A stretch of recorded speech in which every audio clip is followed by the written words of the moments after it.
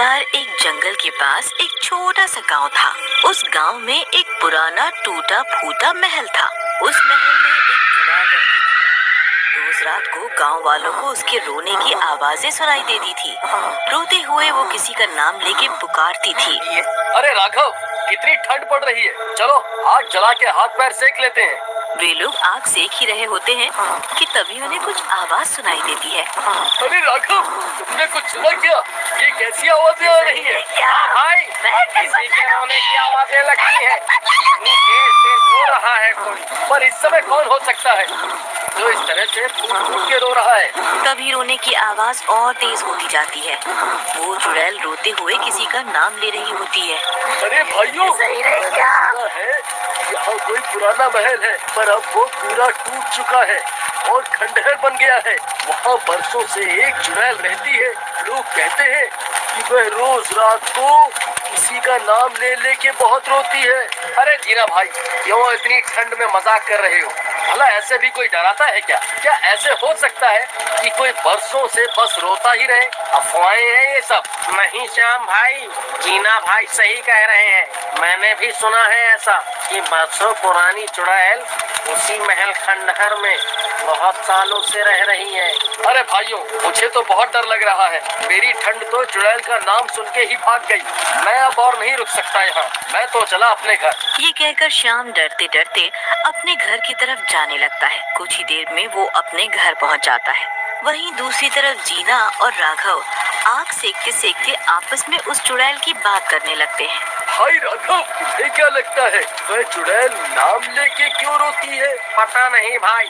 तभी चुड़ैल और चिल्ला चिल्ला के रोने लगती है। अरे भाई, अब तो मुझे भी डर लग रहा है। भाई, मैं तो घर जा रहा हूँ। अब मेरी मानो तो तुम भी चलो अब घर। हाँ भाई, मुझे भी डर लग रहा है। चलो, मैं भी तुम्हारे साथ ही निकल चलता हूँ। फिर वो दोनों गांव वाले साथ में घर की ओर चल देते हैं। फिर अगली सुबह होने पर, अरे सुनीता, तुझे पता है कल मेरे पति श्याम ने मुझे बताया कि उन्होंने उस चुड़ैल की चीख पुकार सुनी। वो बड़ी तेज तेज रो के किसी का नाम ले रही थी।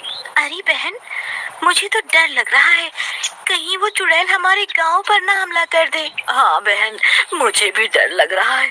और मेरे पति तो उस महल के पास से जो जंगलों में से शहर की तरफ रास्ता गया है ना, उसी रास्ते से अक्सर शहर जाते हैं। बहन, तुम श्याम भैया को मना कर देना कि देर रात बाहर ना रुके, रात होने से पहले घर आ जाया करे। ये कहकर सुनीता और विमला अपने अपने घर की ओर चल देती हैं।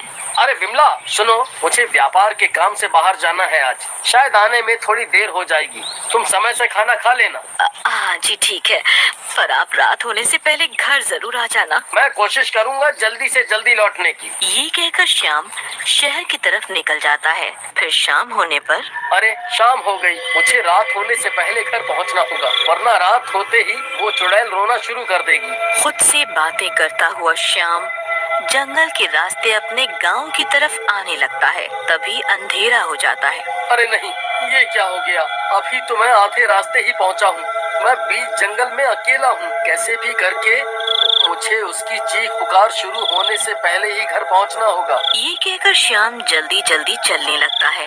वो कुछ ही दूर पहुंचता है, तभी चुड़ैल का रोना शुरू हो जाता है। श्याम बहुत डर जाता है। वो डर के मारे कांपने लगता है और डरता हुआ अपना बचा हुआ रास्ता तय करने लगता है। चुड़ैल को श्याम के पैरों की आहट सुनाई देती है। लगता है कोई मेरी चीख पुकार सुन के आया है। ये व्यक्ति मेरी मदद जरूर करेगा।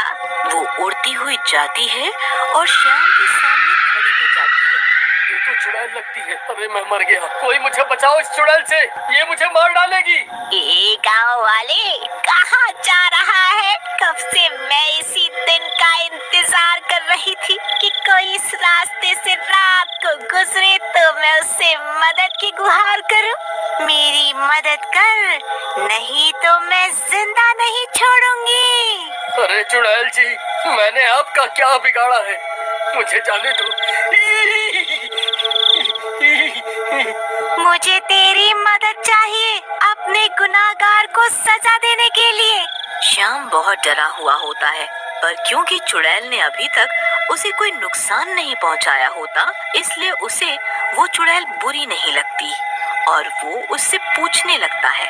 आपको किसी की क्या जरूरत? आप तो खुद ही सर्वशक्तिशाली हो। आपका कोई कैसे कुछ बिगाड़ सकता है भला? मेरे साथ धोखा हुआ था, जिसकी वजह से मुझे अपनी जान से हाथ धोना पड़ा और मैं चुड़ैल बन गई। ऐसा क्या हुआ था आपके साथ चुड़ैल जी?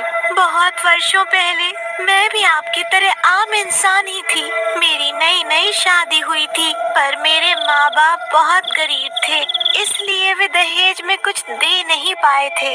इसलिए मेरे पति लोकेश व मेरी सास मुझसे नाराज रहते थे। आगे क्या हुआ? फिर एक दिन मेरी सास मुझे कहने लगी कि या तो मैं अपने बाप से दहेज के पैसे और गहने लेकर आऊं, या फिर हमेशा के लिए घर छोड़कर अपने मायके चली जाऊं। मैंने दोनों ही बातों से इनकार कर दिया, तो गुस्से में मेरे पति ने मुझे बहुत मारा मुझे। ऐसा कोई कैसे कर सकता है अपनी पत्नी के साथ? शादी में प्यार और इज्जत होनी चाहिए, ना कि ऐसे कुटिल भाव। बहुत गलत किया आपके पति ने आपके साथ। फिर आगे क्या हुआ? अगले दिन फिर यही बातें हुई और मैंने फिर से जाने से मना कर दिया, तो मेरे पति और मेरी सास ने मिलकर मुझे बहुत पीटा और पीटते पीटते मेरी जान ले ली। अब उसी बदले की आग में मैं पल पल जलती रहती हूँ और दर्द से रोती रहती हूँ। तो ये महल आपका ससुराल था पहले, और आपके पति और सास कहाँ गए अब? हाँ, ये महल ही मेरा ससुराल था पहले।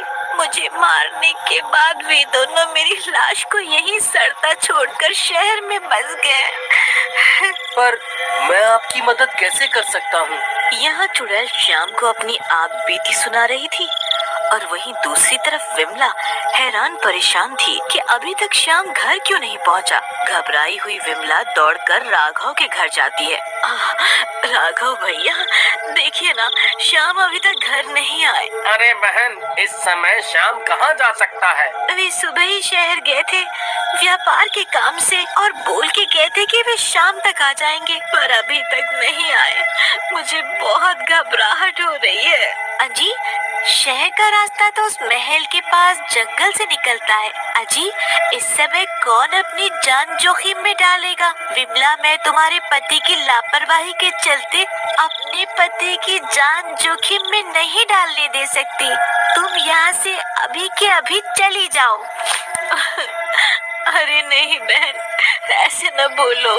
तू चुप कर मतलबी औरत। हम गांव वाले सब एकजुट होकर रहते आ रहे हैं कितने समय से। हम आपस में एक दूसरे की मदद नहीं करेंगे तो कौन करेगा? हाथ में मशाल लेके उस महल खंडर के लिए निकल पड़ते हैं और कुछ ही देर में उस जंगल के पास पहुंच जाते हैं। मैं देखो भाइयों, श्याम वहाँ है उस चुड़ैल के साथ। अरे वहाँ तो चुड़ैल भी है। अरे अगर उसे नुकसान पहुँचाना होता तो श्याम अभी तक जिंदा नहीं होता, पर फिर भी हमें होशियार रहना होगा। चुड़ैल सब गांव वालों को मशाल के साथ देख के सहम जाती है। अरे भाइयों, कृपया करके इस चुड़ैल को नुकसान मत पहुंचाना। ये कोई बुरी चुड़ैल नहीं है, बल्कि इसके साथ तो गलत हुआ है और ये बस उसी का बदला लेना चाहती है। हम सबको इसकी मदद करनी चाहिए। फिर श्याम सबको उस चुड़ैल की आप बीती सुनाता है। बताओ चुड़ैल जी, हमें क्या करना होगा? आप लोग बस मेरे पति और मेरी सास को किसी तरह शहर से इस महल में ले आओ, बाकी मैं खुद देख लूंगी। ठीक है, हम कल ही आपका काम शुरू करेंगे। इतना कहकर वे सब अपने अपने घर चले जाते हैं। फिर अगली सुबह श्याम और राघव व्यापारी बनके उसके पति के घर शहर जाते हैं। अरे लोकेश, आप व्यापारी है ना? मैंने आपके बारे में बहुत सुना है। मैं आपके साथ व्यापार करना चाहता हूँ। मेरे गांव में बहुत सी जमीन खाली पड़ी है। यदि हम वहाँ अपना नया कारोबार शुरू करें तो हमें बहुत मुनाफा होगा। लोकेश लालच में पड़ जाता है और उसके साथ चलने को तैयार हो जाता है। अरे लोकेश, अपनी माँ जी को भी साथ ले चलो, वह भी जमीन देख लेंगी। हाँ राघव भाई, आप सही कह रहे हैं। और उनके साथ चलने को तैयार हो जाता है। फिर वे दोनों लोकेश और उसकी माँ को लेके जंगल के रास्ते गांव की ओर निकल पड़ते हैं। जंगल पार करते करते अंधेरा हो जाता है। अरे ये तो रात हो गई, अभी और कितना चलना बाकी है? मत, कुछ दूर और चलना होगा। घबराओ मत, हम हमेशा इसी रास्ते से आते जाते हैं। फिर श्याम धोखे से लोकेश और उसकी माँ को अपने घर बोलकर उस खंडर महल के अंदर ले जाता है। वहाँ अचानक चुड़ैल के रोने की आवाज आने लगती है। लोकेश और उसकी माँ बहुत डर जाते हैं। अरे कमबख्तों, ये कहाँ ले आए मुझे? अब बुढ़ापे में मैं डर के मारे मरना नहीं चाहती। तभी अचानक वो चुड़ैल उनके सामने आ जाती है। क्यों री बुढ़िया, मरने से डर लग रहा है? भूल गई क्या कैसे तूने और तेरे लालची बेटे ने मुझे बेरहमी से पीट पीट कर मार डाला था? अरे मर गए रे, ये तो कोई चुड़ैल लगती है। अरे कमबख्तों, ये मुझे कहाँ फंसा दिया तुम दोनों ने? तुम तो व्यापार के लिए जमीन दिखाने लाए थे और यहाँ मुझे चुड़ैल दिखा रहे हो। सत्यानाश हो तुम्हारा। अरे भाग्यवान, मुझे माफ कर दो, मुझसे बहुत बड़ी गलती हो गई। अपनी माँ के लालच में मैं भी साथी बन गया, मेरी मत मारी गई थी, मुझे माफ कर दो। क्यों रे लालची इंसान, क्यों रो रहा है अब? जब मुझे दहेज के चलते मारा था तब क्यों नहीं सोचा ये सब? किसी लड़की से शादी करके सिर्फ दहेज के लिए उसे मारना, पीटना, उस पर अत्याचार करना कितना गलत है। एक बार भी तुम लोगों ने मेरे बारे में नहीं सोचा। अब मैं तुम माँ बेटे को मजा चखाऊंगी। उन दोनों को अपनी शक्तियों से तड़पा के जान से मार देती है। तब तक बाकी गांव वाले भी वहां पहुंच चुके होते हैं। अपना बदला लेने के बाद वो चुड़ैल हमेशा के लिए गांव छोड़ के जाने लगती है।